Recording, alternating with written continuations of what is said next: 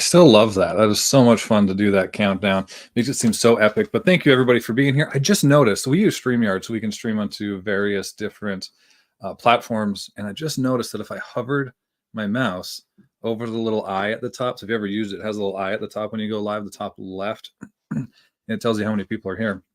And I can actually see how many people are here, live viewers. And I just realized that, so we are live on LinkedIn, but it doesn't show you LinkedIn. It shows you everything else. So we're live on X, YouTube, Facebook, and LinkedIn. And I just realized that you could do that. That'd have been so helpful. Absolutely so helpful. But hope everybody's doing well. This is, I guess, kind of the first day back after the long weekend. The summer, I don't say the summer's over, but for some people, the summer's over. I'm in Canada. The weather's still really great here. But for some people, the holiday season is over. Kids are back to school. It is time to kind of put your head down, and we're driving into Q4. And then Q4 turns into Q1 of 2025. It's crazy how fast time flies, how fast these years go, especially when your head's down, you're grinding, you're overcoming challenges. Maybe you have some exciting moments happen, or maybe you're digging yourself out of a ditch, whatever it is, literally and maybe metaphorically. It was absolutely nuts how fast time flies. And I got a question after it wasn't the last live I did. So we have a live on Saturdays, the Summit Coffee Club. That's 11 a.m. Eastern time on Saturdays. I don't think it was that one. I think it was one before that. And I got asked, why do you do these live? Why don't you record them and then put them up on YouTube? Because honestly, I like being authentic. I like the authenticity of jumping on, being live, and like we do prepare some of this stuff, but a lot of this is stuff that we do with our clients and we do all the time. We created a lot of it. So it's stuff that we teach a lot, but there's something about going live that is so different.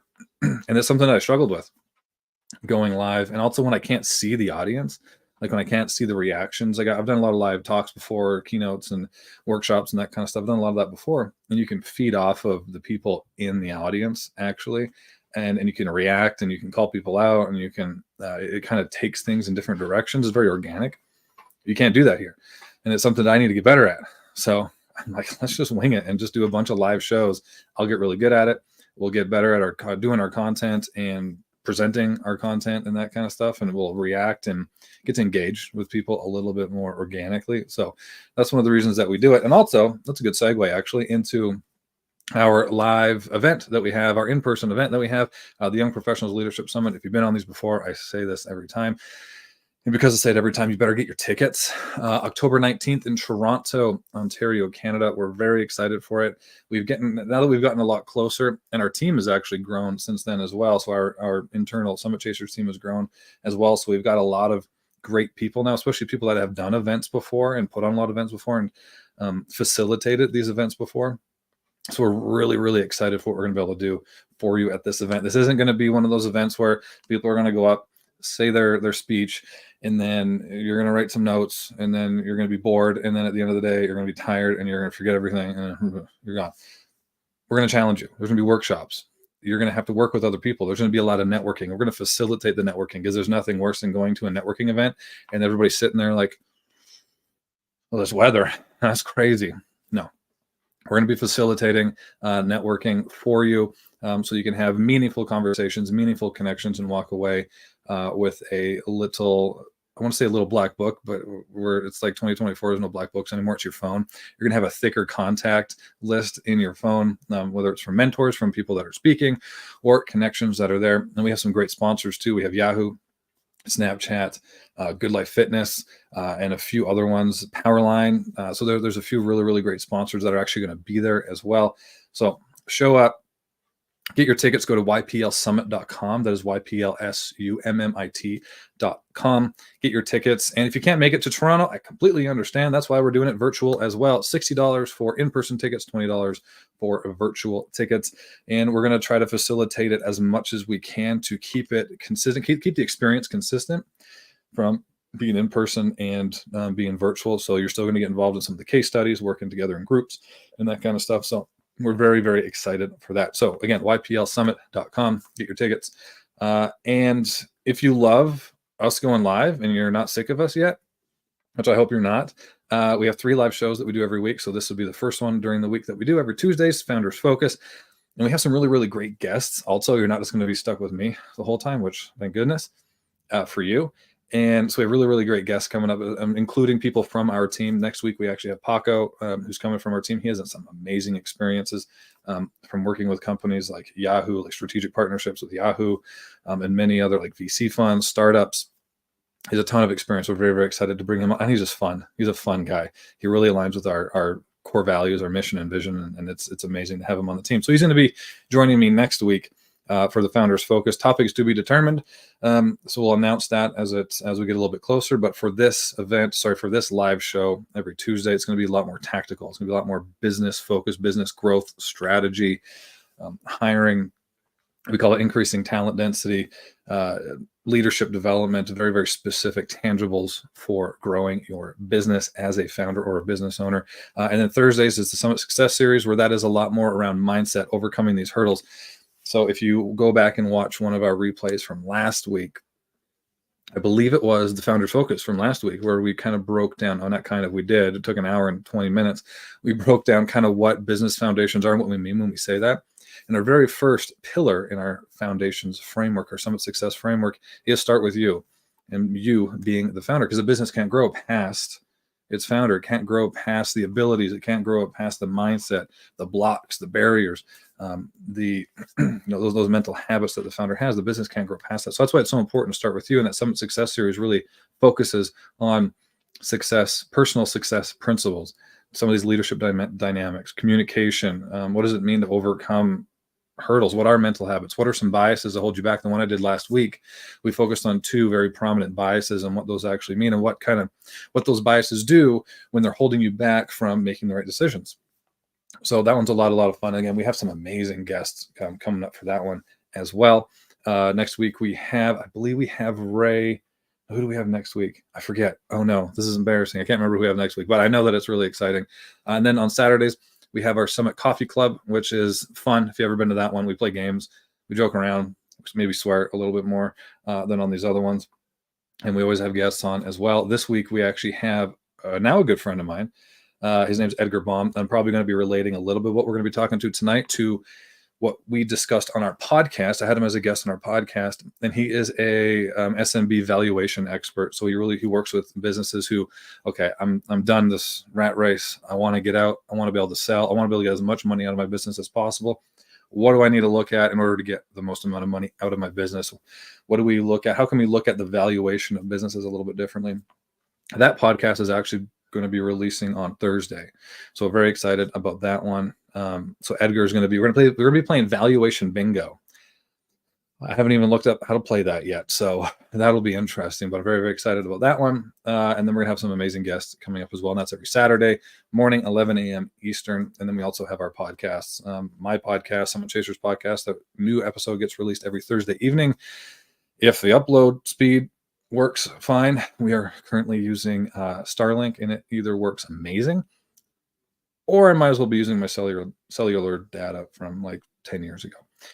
But generally it comes out Thursday evenings. And then my business partner, Adrina, she has her podcast that focuses on focuses on startups, the founders of startups, and really trying to burst your bubble, kind of give you more of an idea of what is going on out there, what are some of the challenges that people out there are fighting to overcome, and how you can get involved in making a difference yourself, how you get involved in some of those nonprofits yourself, and find ones that you really believe in and that you really maybe have a connection to the cause that they're fighting for, and you can go out and make a difference yourself. So that's a really, really powerful podcast. We're very, very excited about that one.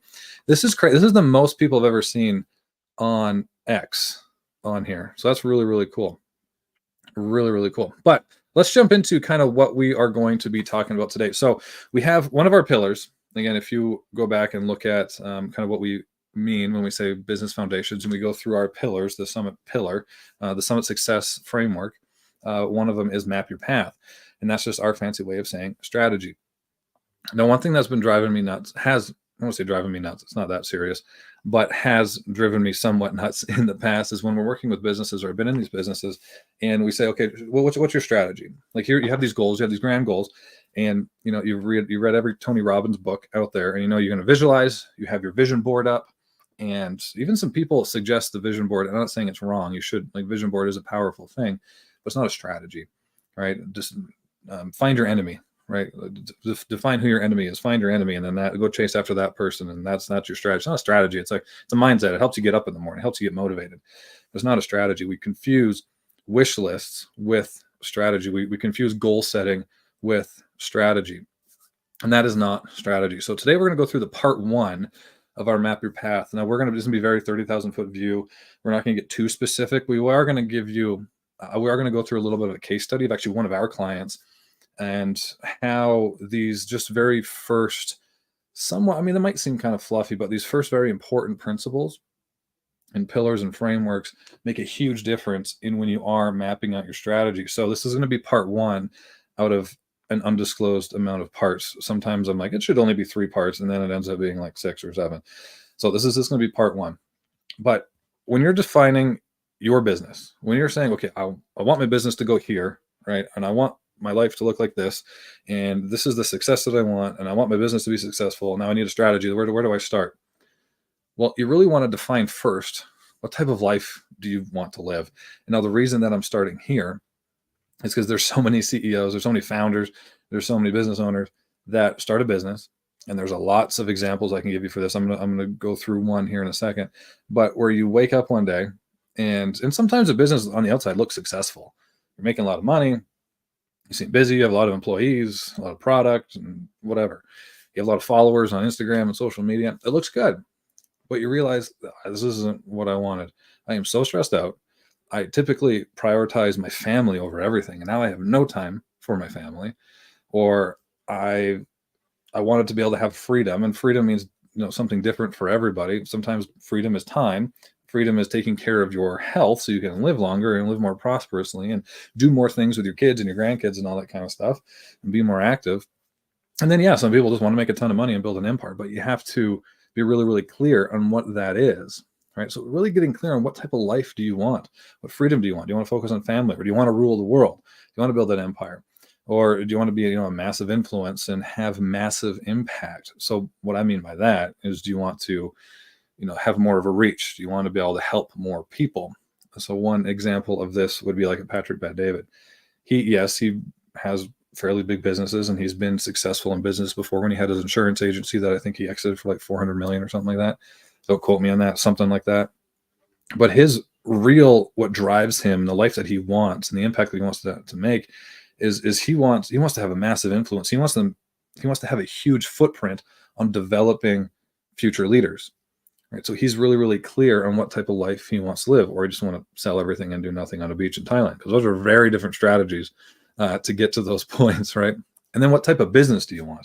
So you know what type of life you want to live. What type of business do I want? Do I want a lifestyle business, right? Because again, that lifestyle business is going to be very different than an empire business. In the words of Walter White, and when him and Jesse were arguing, Jesse's like, "We have a bunch of money. We should just get out and we're good." And Walter White, or Heisenberg, was like, "What kind of business do you think we're in? We're in the empire business. Like, I want to build an empire. I want to blow this up. I want to control." He wanted power. Right. So be really, really clear on what type of business do you want. Do you want to sell in 5 years? Do you want to IPO? Again, build an empire? Is this more of a passion project for you? And nothing's worse than your passion project turning into the stress project, right? And then what goals do you and your business share? So this is really important too. So if you're somebody, again, who wants to have a massive impact, what type of impact do you want? Who do you want to impact? What type of impact do you want to make? Do you want to support your community? Is there a problem that you want to solve?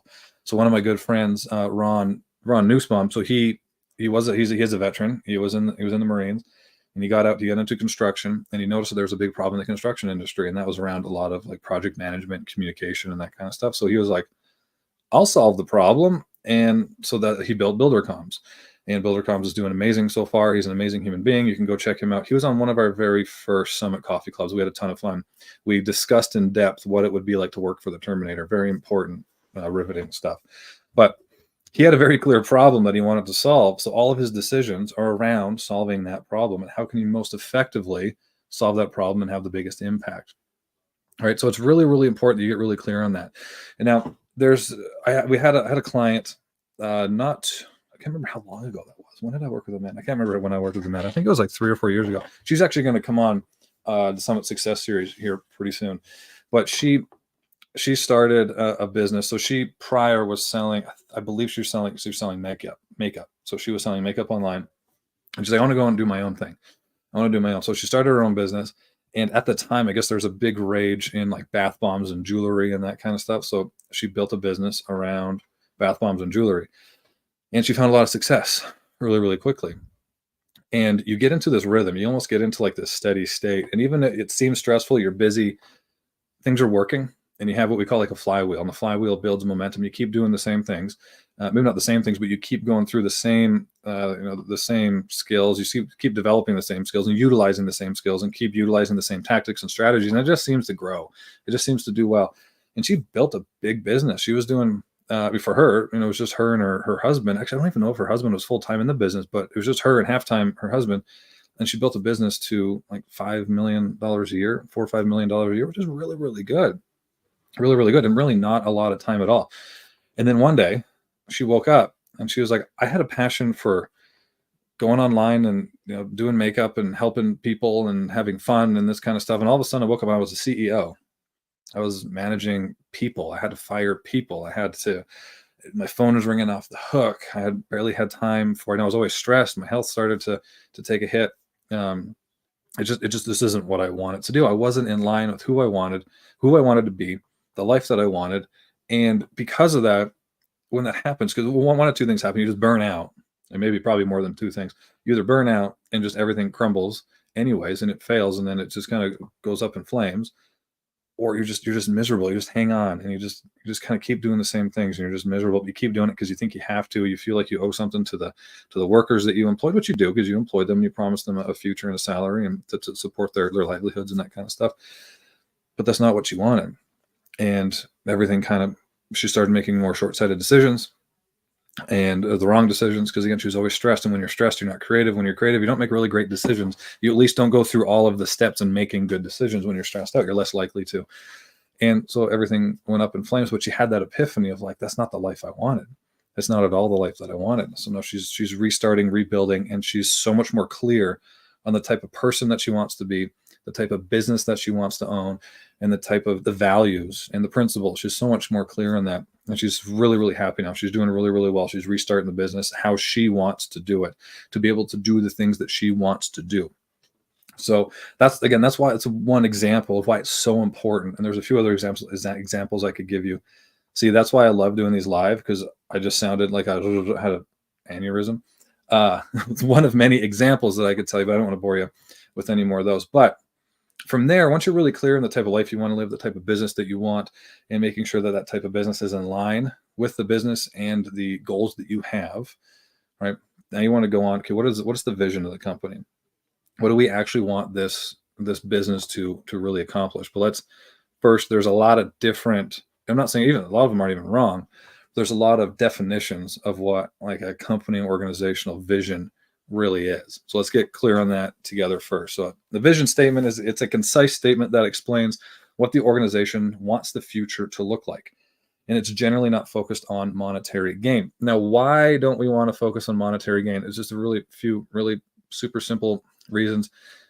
If you focus on the money, if you focus solely on the money, you're more likely to make short-sighted decisions. You're much more likely to make short-sighted decisions because you can make really quick moves at the detriment to the long term to make quick money right now. So if your goal is just to make, okay, I want a company worth 500 million, you can do that. And there's a lot of history in that, especially when just before the dot-com bust, actually in the late 1990s, a lot of these dot-com companies, the internet companies, their valuations were like 300x multiples. Like it was crazy. So you can do things to make your company seem more valuable. You can do things to get money in really, really quickly, but at a huge cost of a long-term gain. So that's one reason why you don't necessarily want money to be the main focus. You don't want that to be the main thing that keeps your business in line and strategically in line, right? You don't want that to be the North Star. And if that is what it is, I mean, we can find ways to go more in depth. I've had lots of clients who I just want to make a bunch of money. There's ways that we can focus that on something other than just the money so you can make better decisions. And we'll go more into kind of how you define your economic driver to keep your decisions, to keep especially your strategic decisions in line with that and probably in part two, I believe, and we'll go over what kind of part two is going to be. But the number two reason why you don't want money, you don't want your vision statement to be monetarily focused, is because simply it's relative. What is a lot of money to one person is relative to what's going on in their life. It's different, right? To some people, $100,000 is a lot of money. To other people, $100,000 is a drop in a bucket. They'll throw that away in 10 minutes in Vegas. It's not a big deal. Also, your idea, your perception of money has a lot to do based on your personal life. And I've worked with an individual who he was just in business for the money. He didn't care about anything else. He didn't care about people. He didn't care about nothing except for money. And he just bought a house, or he built a house, built a big expensive house, right? He just dumped a lot of money into a lot of other things. So I'm not going to say he was hurt and he was fine, but money started to become a little bit of a stress for him. So then he brought that stress over into the business. And he started making those decisions based on that stress in his personal life into the business. And you don't want that. You don't want that at all. If it was a long term, if his vision and his goals were more maybe separate from money, maybe it was more in building a great company or whatever it was, he would make decisions based on that, not based on, oh, I feel stressed about money, so therefore I should be stressed about money over here. I should make decisions as if we're cash strapped over here. And you don't want that. You want it to be you want that to be separate. Oh, this is so important. Adrena, yep. Oh, okay. I was wondering why you put Adrena at the end, but it's because you're on the Summit Chaser Productions YouTube channel. I was so confused. I was like, why is she saying Adrena at the end of it? But yes, it is very, very important. So I appreciate you jumping in very, very much. So let's go over some examples of some vision statements, because some people on here are probably like, this isn't like a huge deal. Like I just run my business because it's what I do. I grind every day. This is what I do. Cool. Not everybody in your business who you're going to employ is going to be like you. And you don't want that. You want some things to be the same. You want everybody to align in values and some principles and that kind of stuff. But for the most part, you don't want everybody who's just like, I die for this. I'll go to war for this. I'll bleed for this every day. You don't necessarily want that. But let me give you an example.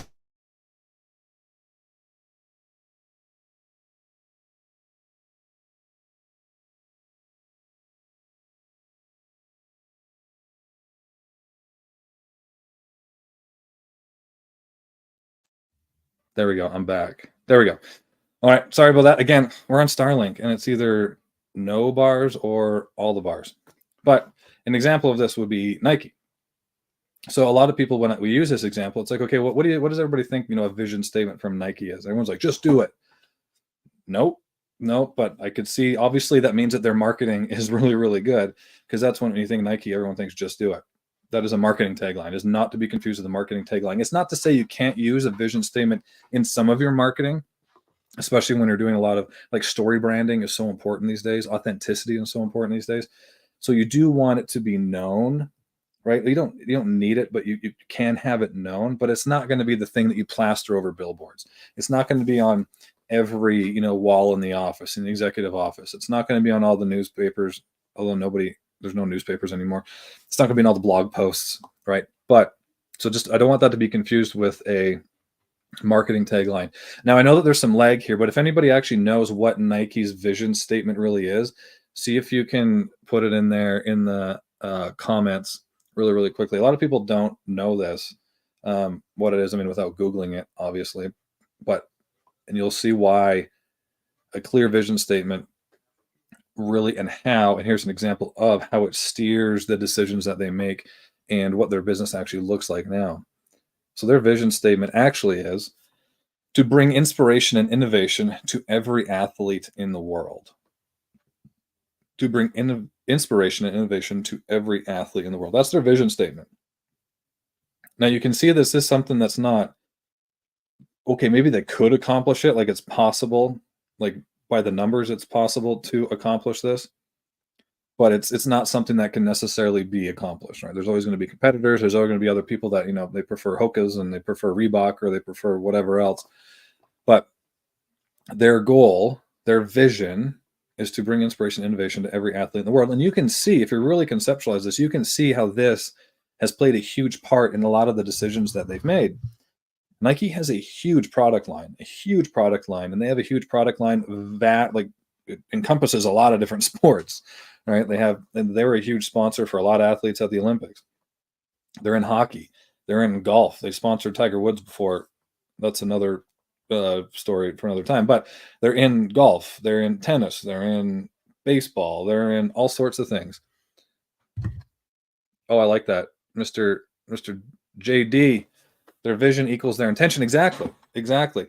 So you can see how their vision statement is very in line with their strategy. Huge, and they're very, and also even with their marketing. I mean, a lot of people disagree with some of their marketing, whatever it is, but it's all in line with their vision, right? They want to. They're very inclusive.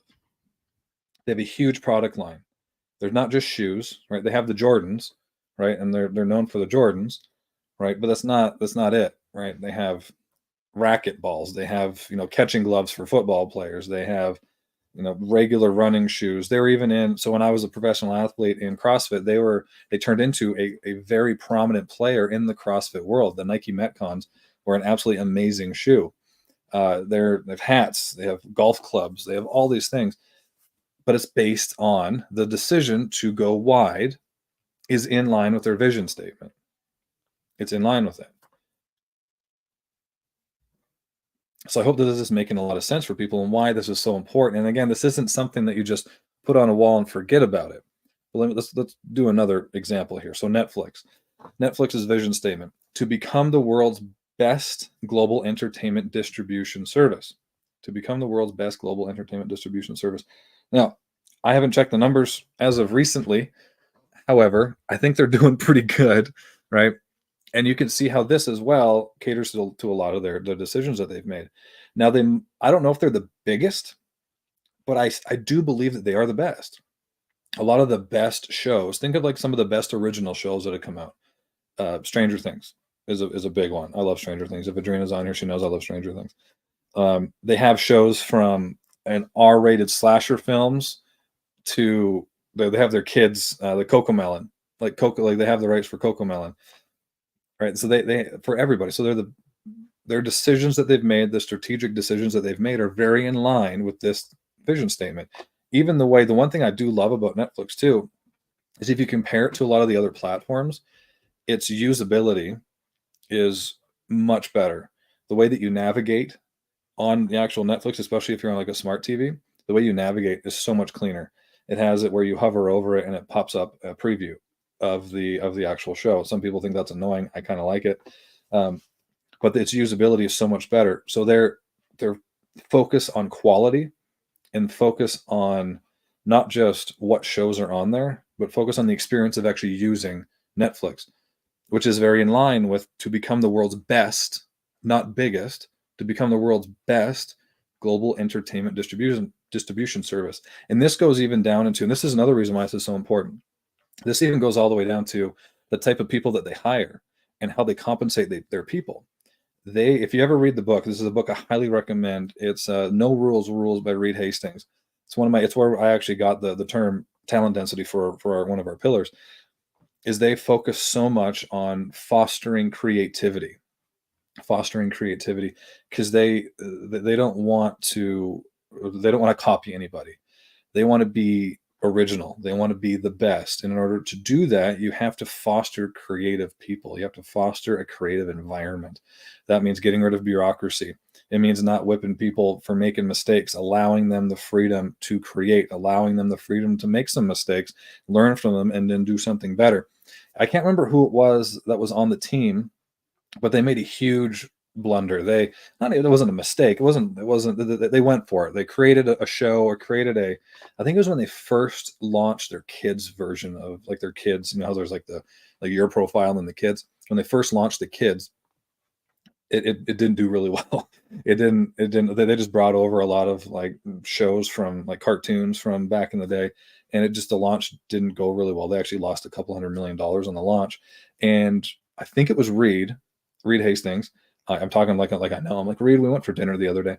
But he was doing an interview with somebody and they asked him, are you going to fire this person? And he was like, looked at them like they're stupid. And he was like, why would I fire them? I just spent $100 million training them. So this is, again, all those decisions right? The way they hire people, the way they train people, the way they give people this creative, they don't put anybody in a box. They allow them creative abundance.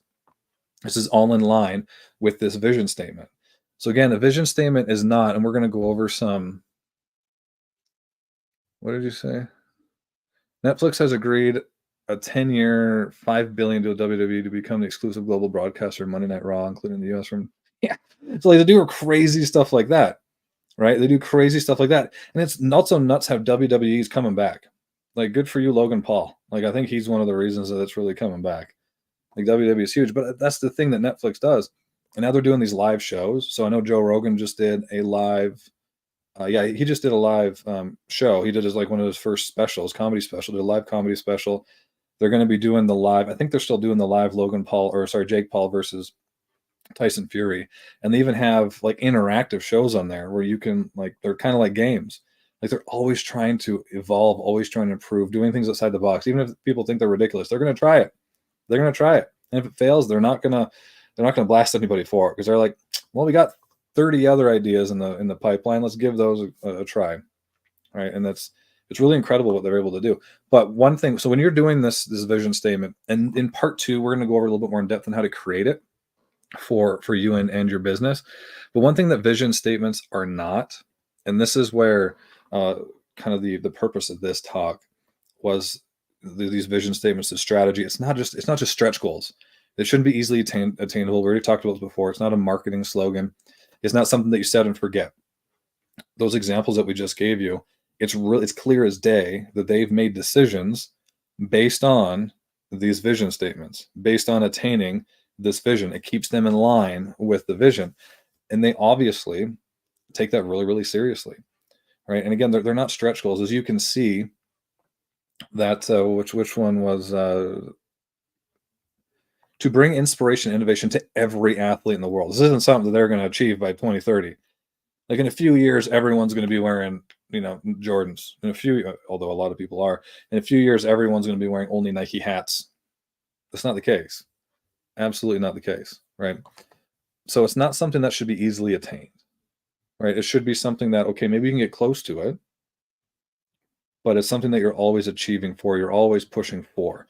Now, let's say that Netflix did become the world's best global entertainment distribution service, then they would simply change one word in their vision statement: to remain the world's best global entertainment distribution service. It's still a vision statement, right? And also, how do you define what's the best?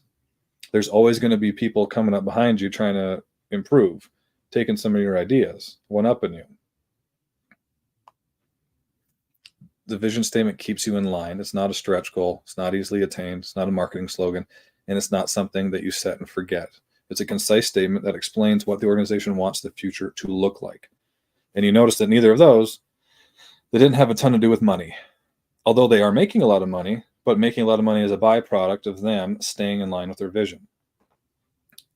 Now, from here, right, you've made you have a very clear vision statement. Your team's excited. All right, and you're ready to, okay, let's start putting together some steps and strategies and how we're going to achieve this. Let's just go. Okay, if we this is what we want to do. I want to be, the biggest, I don't know, toy car distributor. I'm just throwing stuff out there. Toy car distributor in the U.S.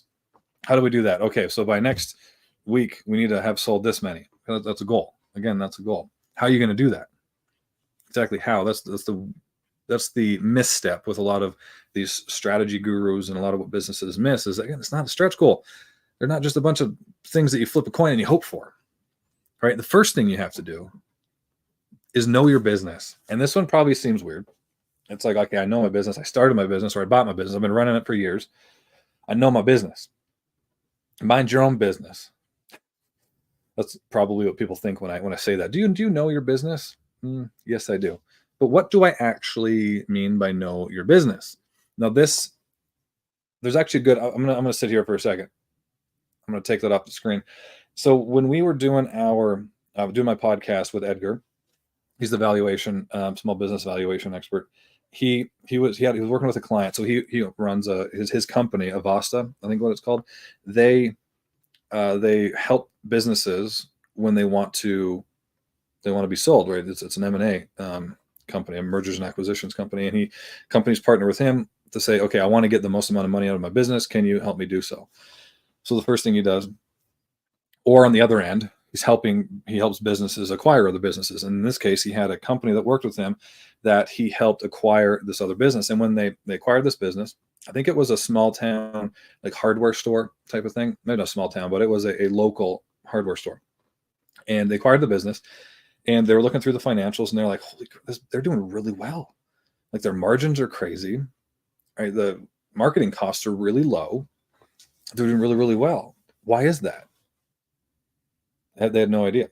So they went and asked the former business owner, like, why, like this business is doing amazing. First of all, why did you want to sell? And B, why is it, like, what would you attribute its success to? Because it wasn't super obvious. And he was like, well, we're local, and we have, we take really good care of our products, and we make sure that we don't source the cheap stuff and that kind of thing. So that's really the big reason why, I think, is because we're local and we sell good stuff. Well, they didn't really buy that, so they did a little bit more deeper digging, and they reached out to some of the customers and clients and that kind of stuff, and they realized that the reason that they were doing so well and why they were winning in the market is their competition. So they were the only local, and again, I don't even know if they're a hardware store. I have to go back and watch the episode. It's coming out Thursday. They're competing, and their business was competing with a bunch of franchises. So they were the only, in this particular business, they were the only local, smaller business, family-owned business in this particular industry in the area. The rest were all franchises. And they realized, they asked some customers, various customers and clients, why did you pick X, Y, and Z business over, you could have went up the street and probably got things for cheaper, over here at this franchise? And they're like, their customer service is trash. And their products, yes, are maybe a little bit better, but I didn't like dealing with them. Their customer service was horrible. And they're so trusted. I know this person, he donates to the church, right? And their branding is very on point to support local. We're here for you. You can trust us. And they follow through with that. So their big thing was, they had such good customer service and such good customer ratings and such good trust, brand trust in the local market, that they got so many referrals, and people were choosing them. Even though they're a little bit more expensive, people would choose them just because they felt comfortable. They felt safe choosing them. And neither the past owner or the new owner knew that. So they knew now, okay, if we're going to go adjust some things, we're not going to touch that. If anything, we're just going to improve upon that. We're going to leverage that. We're not going to franchise. We're going to stick with this model, because this is such a cash positive business. Now, if that former business owner would have known that, A, he could have leveraged it a little bit more. Maybe he would have stayed with the business a little bit longer. But B, he could have got a lot more money for his business. So that's a few different reasons why it's so important to know exactly what makes your business tick, what makes it successful, what opportunities does it create, what is your differentiator, why do customers or clients pick you over the competition, and then clearly, what are your strengths, weaknesses, what are the opportunities, and what are the threats. Now, it's really important to be really, really clear in that, and I'm going to say funny, because it's not that funny, but it's really interesting how often it happens when businesses are, I'm not going to say clueless, but they don't know exactly why customers pick them. They don't know why they're successful. They don't know why they're so differentiated from their competition. And this is a big premise too.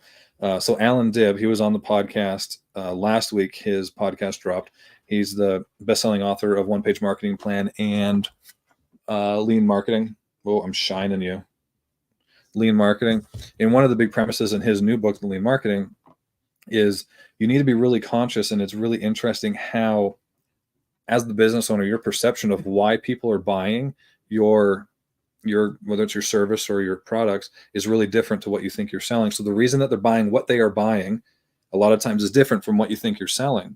So if you're a tech company and you're selling, like something simple, like a calendar, like an AI calendar support thing, right? Software. You might think, oh, they're buying this because our dashboard is really easy to use, or they're buying this because of a really sleek look, or they're buying it because our prices are a little bit lower. When really what they're buying is you have a very, very easy onboarding process. It's so easy to use.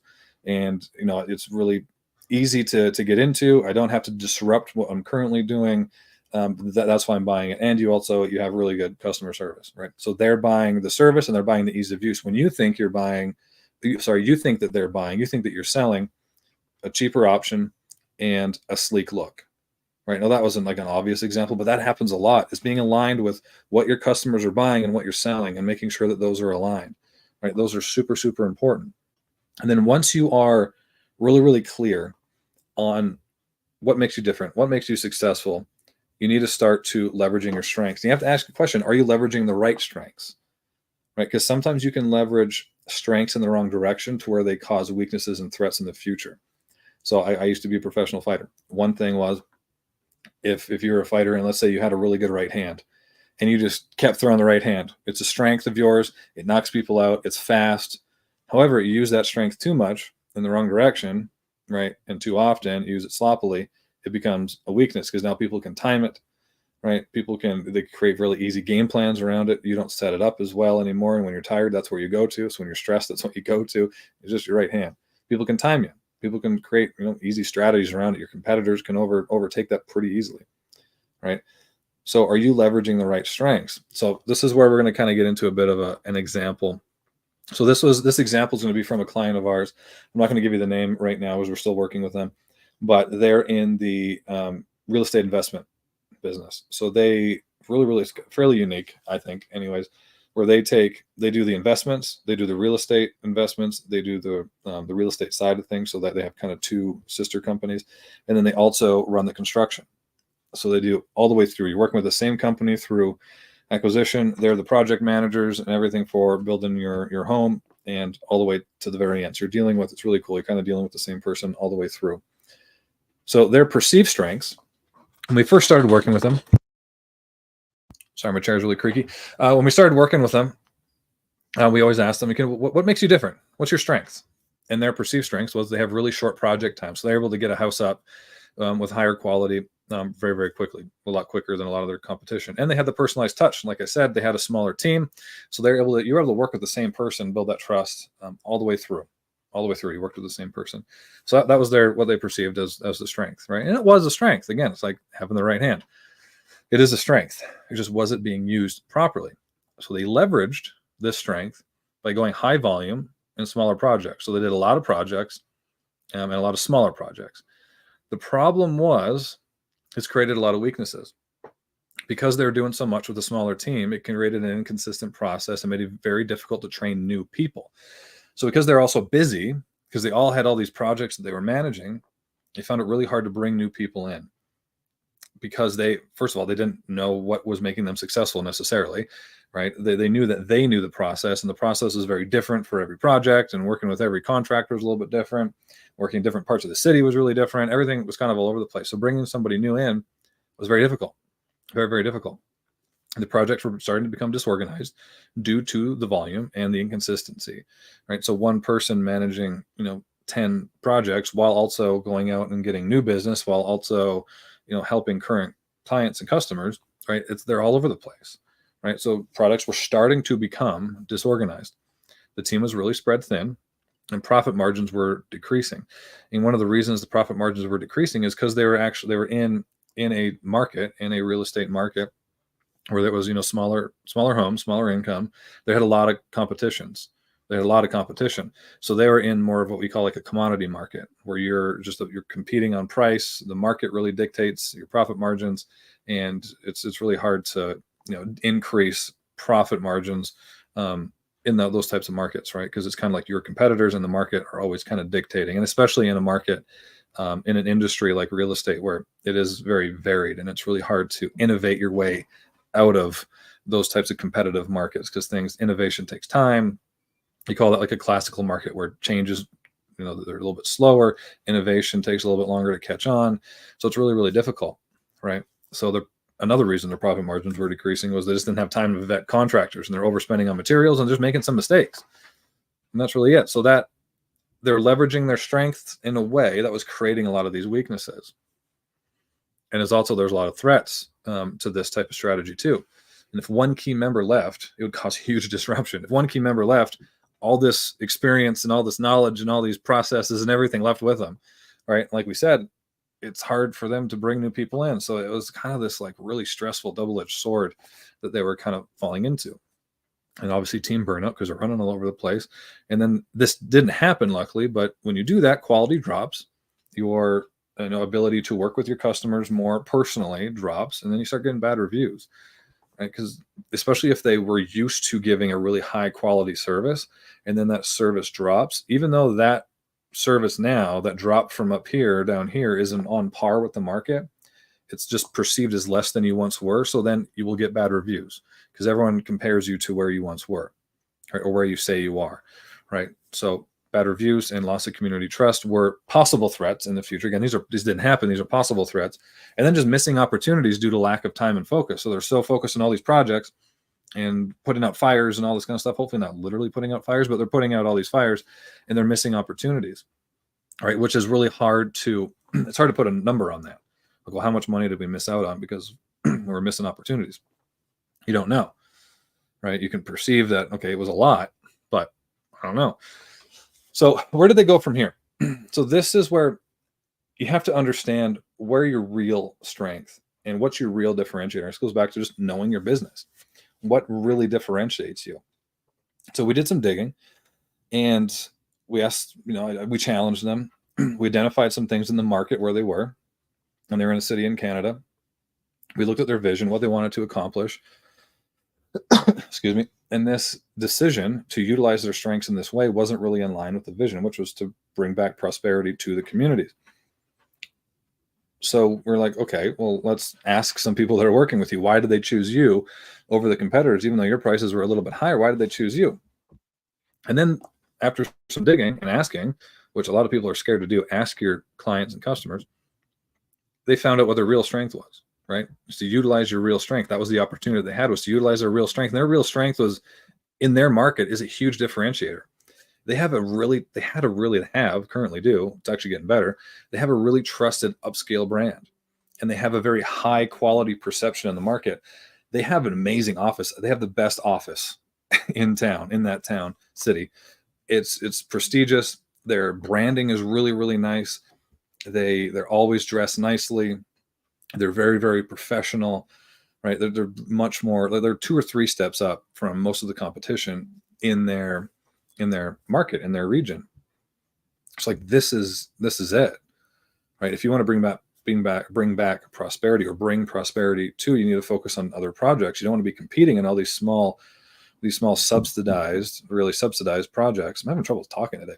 Subsidized projects, right? So they identified their real strength.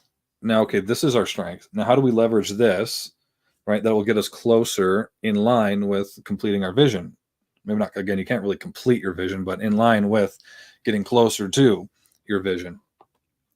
And they lowered their volume, and they focused on higher profit margin projects, so bigger projects, right? So they were not competing with very many people anymore in their space. They had very little competition. So they had more control over their profit margins. They had less projects going at a time, so they could focus on higher quality. It freed up a lot of the bandwidth of their team, so they could focus on other things like improving their branding and improving their marketing tactics, expanding their team and actually training people. We documented all their processes with them. We created trainings and onboardings. Now their team is bigger, and they're working so much more smooth. And a lot of it started because they actually understood their business, what made them better, what differentiated them, what was their true strength. And again, a lot of people don't know what their true strengths are. What is their true differentiator? And now they're going crazy. You can see some of the reviews that we have on, or testimonials that we have on our LinkedIn and on our YouTube channel.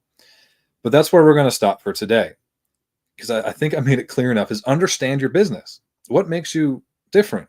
What's your strengths? And we're gonna kind of go over it in part 2. We're gonna go over a bit of an exercise that I call the hedgehog concept. But for today, get clear on what type of business and life you want. Know your business, for God's sakes, know your business, and then start to leverage the right strengths. Leverage the right strengths. Again, you can leverage the wrong strengths in the wrong direction. You can leverage the right strengths in the wrong direction. You want to leverage the right strengths in the right direction. That's in line with the vision, in line with the vision statement. And the pillar before this is unify your team. And that vision statement should encompass your core values and principles of you and your business. So I really appreciate everybody sticking with me. So part two is going to be fun. So this is going to be this is a little overview of part two. So we're going to go through something called the hedgehog concept, and this is one of my favorite authors, somebody that is a mentor of mine, and he doesn't even know I exist, which is totally fine. So the hedgehog concept comes from Jim Collins. Some people probably are aware of it, but I love this as an exercise, and I love this as kind of a way to understand what differentiates you, what type of business should you have, what direction should you be going in, are you going in the right direction? I mean, it's the three intersecting circles of what are you most passionate about, what could you be the best at, what could your business be the best at. So being really honest, like, okay, well, we sell toy cars when really we're actually really good at action figures, so we should probably just let's go all in on that for now, right? Until we get good, until we have the resources to get good in these other areas. And then what drives your economic engine?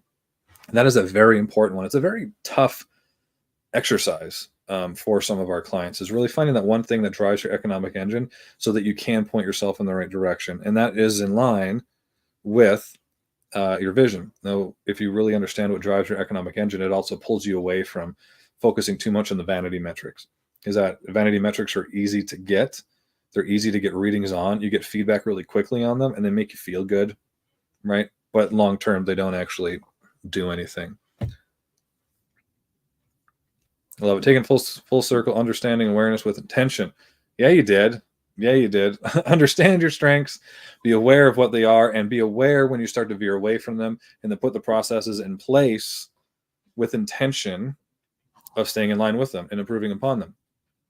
And then from there, after we've kind of identified your hedgehog concepts, you know where we're going and why we're going there, we can start to break down the different steps. Your key mission objective, or KMO, that's where it starts. What does your business need to look like in the next 3 to 5 years? Really simply. Key strategic objectives. So what are your next 3 to 5 objectives that you need to create to leverage and create space so that you can start increasing those strengths? You can start to increasing your leverage points to achieve that KMO, to achieve the mission. And then what are those the key results? Those are lead measures, they're much more short-term goals, and they drive towards the KSO. Well, I'm really excited to dive into that next time. When that's going to be, when part 2 is going to come out, probably the next 3 or 4 weeks, because we have some amazing guests that are coming on. You're going to be sick of hearing me talk here for a while, but I want to thank everybody for coming on. I really, really appreciate it. Everybody from X. We had a ton of people on X today. Really, really appreciate it. But until next time, everybody, keep chasing your next summit.